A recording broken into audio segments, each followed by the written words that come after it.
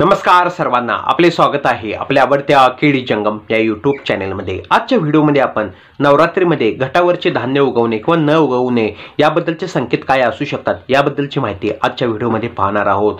आपण घट बसवताना माती, पाणी, धान्य इत्यादी गोष्टी आपण ह्या घट बसवताना इत्यादी वस्तू आपण किंवा हे ह्या साहित्य आपण वापरत असतो।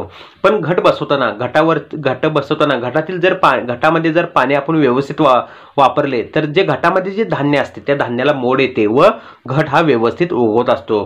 पण घट जर व्यवस्थित न उगवणे म्हणजे त्याचे कारण म्हणजे जर घटामध्ये जर पाणी जास्त झाले किंवा जर माती जर व्यवस्थित नसेल तर धान्य उगवत नाही, किंवा जर घटामध्ये जे आपण धान्य ज्यामध्ये आपण जे ठेवतो त्याच्यावरती माती ठेवतो व धान्य तसेच माती व पाणी याचा ताळमेळ जर व्यवस्थित न झाला किंवा व्यवस्थित नसल्यास तर देखील आपलं घट उगत नाही किंवा जे घटावरचे धान्य आहे ते व्यवस्थित उगवत नाही।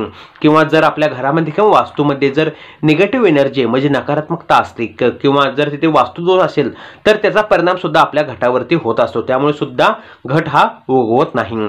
जर आपल्या घरामध्ये किंवा वास्तूमध्ये घट जर व्यवस्थित उगवत असेल तर याचा परिणाम म्हणजे आपल्या घरामध्ये सुख समृद्धी भरभराटी ही व्यवस्थित राहणार आहे किंवा भविष्यामध्ये सुद्धा आपल्या घरामध्ये सुख समृद्धी ही येतच राहणार आहे, याचे संकेत आपल्याला मिळतात।